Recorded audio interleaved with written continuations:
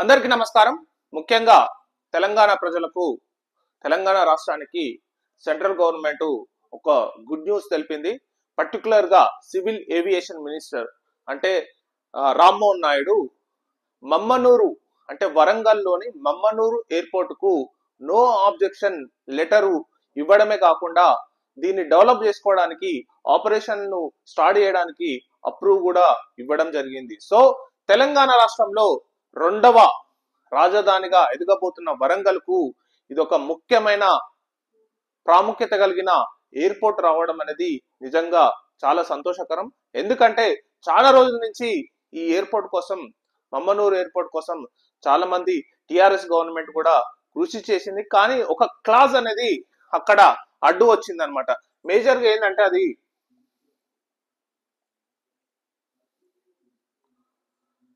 ఎప్పుడైతే Hyderabad international airport ఉందో, ఇప్పుడు Rajiv Gandhi international RGV airport plus 2 airport authority of India మరియు హైదరాబాద్ ఇంటర్నేషనల్ ఎయిర్పోర్ట్. సో దీనికి ఒక అగ్రిమెంట్ ఉంది.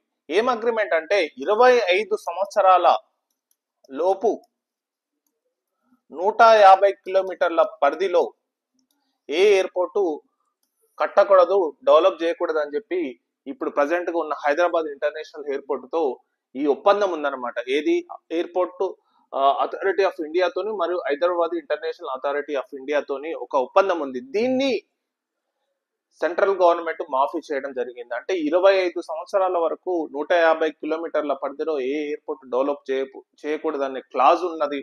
సో అందుకోసమే వరంగల్ ఎయిర్పోర్ట్ అనేది ఊకే పెండింగ్ లో పడుతుంది. సో తెలంగాణకు దీన్ని కన్సిడర్ చేస్తూ ఆ క్లాజ్ ను 5.2 అనే ఒక క్లాజ్ ఉంటది అనమాట. 5.2 క్లాజ్, ఈ క్లాజ్ ను వేవర్ చేయడం జరిగింది, అంటే మాఫీ చేయడం జరిగింది అనమాట. ఈ క్లాజ్ మాఫీ చేయడం వల్లనే ఇప్పుడు ప్రజెంట్ గా సెంట్రల్ గవర్నమెంట్ మాఫీ చేయడం వల్లనే ప్రజెంట్ గా వరంగల్ కు మమ్మనూరు ఎయిర్పోర్ట్ అనేది నో ఆబ్జెక్షన్ లెటర్ ఇవ్వడం జరిగింది. సో ఇమీడియట్ గా స్టేట్ గవర్నమెంట్ 253 ఎకరాలు ఎయిర్పోర్ట్ అథారిటీ ఆఫ్ ఇండియాకు ఇవ్వడం జరిగింది. ఇది మొత్తం ఎయిర్పోర్ట్ అథారిటీ ఆఫ్ ఇండియా ఆధ్వర్యంలో ఈ ఎయిర్పోర్ట్ నిర్మించడం జరుగుతుంది.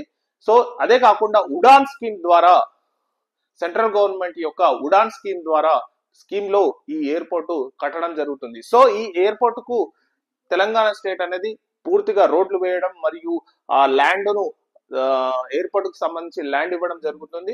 సో ఈ ల్యాండ్ ఇచ్చిన తర్వాత వాళ్ళు డెవలప్ చేయడం జరుగుతుంది. డెవలప్ చేసిన తర్వాత ముఖ్యంగా వరంగల్ ఎమ్మెల్యేలు, వరంగల్ మినిస్టర్స్ కొండా సురేఖ గాని, సీతక్క గాని వీళ్ళందరూ రేవంత్ రెడ్డిని కలిసి ముఖ్యంగా కృతజ్ఞతలు కూడా తెలపడం జరిగింది. సో చాలా మంది ఓరుగల్లు ఎమ్మెల్యేలు కూడా కృతజ్ఞతలు తెలపడం జరిగింది. ఎందుకంటే ముఖ్యంగా తెలంగాణలో ఇప్పుడు ప్రజెంట్ గా ఓన్లీ ఒకటే రాజీవ్ గాంధీ ఎయిర్పోర్ట్ ఉంది. కానీ బేగంపేట మాత్రం నాన్ ఆపరేషనల్ గా ఉందన్నమాట. ఓన్లీ కొంత వివిఐపికి మాత్రమే అది సొఫిస్టికేటెడ్ గా ఉంది, కానీ పబ్లిక్ ట్రాన్స్పోర్ట్ గా లేదు అది ప్రజెంట్ గా. బేగంపేట ఇప్పుడు ప్రజెంట్ గా తెలంగాణలో సెకండ్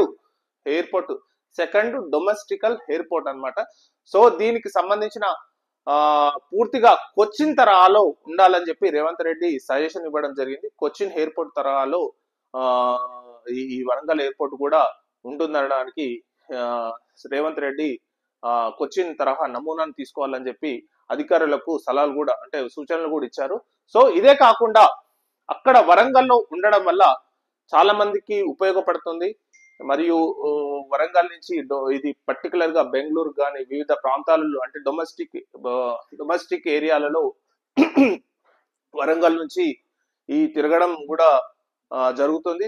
ఇది ఒక పెద్ద ఎసెట్ వరంగల్ కి. ఎందుకంటే ఇంటర్నేషనల్ కాన్ఫరెన్స్ కూడా జరిగే అవకాశం ఉంటుంది. ఎందుకంటే వరంగల్ లో చాలా కాన్ఫరెన్స్ జరగడానికి ఎయిర్పోర్ట్ ప్రజెంట్ గా అడ్డంకిగా మారేది. సో ఈ అడ్డంకి తొలగినందున చాలా కాన్ఫరెన్స్ లు కూడా జరిగే అవకాశం ఉంది. సో ఫ్యూచర్ గా వరంగల్ అనేది ఒక పెద్ద హబ్ గా, ఒక ఇప్పుడు ముంబైకి పూణే లాగా, ఒక బెంగళూరుకు ఒక మైసూరు అలాగా, ప్రజెంట్ హైదరాబాద్ కు వరంగల్ అలాగా తయారవుతుంది అనడానికి ఎలాంటి సందేహం లేదు. సో అక్కడున్న ఎన్విరాన్మెంట్ కూడా, అక్కడున్న ల్యాండ్ అక్విజిషన్ కూడా, ల్యాండ్ కూడా ఇది పూర్తిగా సహకరిస్తుంది. సో ఇది నిజంగా చెప్పాలంటే చాలా గొప్ప గుడ్ న్యూస్. ఇదే కాకుండా దాదాపు ఒక 5 ఎయిర్పోర్ట్లకు తెలంగాణ గవర్నమెంట్ సజెషన్ అడిగింది, అంటే ప్రపోజల్ పెట్టింది. అదేంటంటే ఇప్పుడు మహబూబ్ నగర్, దేవరకద్రాని, నిజామాబాద్ లో ప్లస్ ఇంకా ఏదో ఒక 5-6 డిస్టిక్లలో ప్రపోజల్ పెట్టింది, కానీ ఆ ప్రపోజల్ అంతగా కన్సిడరేషన్ తీసుకోలేదు. కానీ మమ్మనూరు ఎయిర్పోర్ట్ మాత్రం ఖచ్చితంగా సెంట్రల్ గవర్నమెంట్ కన్సిడరేషన్ తీసుకొని దీనికి నో అబ్జెక్షన్ లెటర్ ఇవ్వడమే కాకుండా దీని పనులు ప్రారంభించుకోవచ్చు అని చెప్పి స్టేట్ గవర్నమెంట్ కు లెటర్ కూడా పంపడం జరిగింది. సో ఈ స్టేట్ గవర్నమెంట్ కూడా ఇమీడియట్ గా తనకున్న 253 ఎకరాలను ఇమీడియట్ గా ఎయిర్పోర్ట్ అథారిటీ ఆఫ్ ఇండియాకు ఇవ్వడం. సో చకచకగా పనులు ప్రారంభం కాబోతున్నాయి ఒక 2 నెలల్లో. సో ఈ 2 నెలల్లో ప్రారంభమై దాదాపు ఒక సంవత్సరం కాలంలోనే ఈ ఎయిర్పోర్టు ప్రారంభించడం జరుగుతుందని చెప్పి అధికారులు చెప్తున్నారు. సో ఇది నిజంగా తెలంగాణకు ఒక గొప్ప విషయం అని చెప్పాలి. ఎందుకంటే ఎయిర్పోర్ట్లు అనేది తెలంగాణకు డెవలపింగ్ కు ఒక ప్రామాణిక సూచకంగా నిలబడితే కనుక, సో పర్టికులర్ గా వరంగల్ ఏరియాలో ఉన్న ప్రజలకు మరియు తెలంగాణ ప్రజలకు ఇది ఎంతో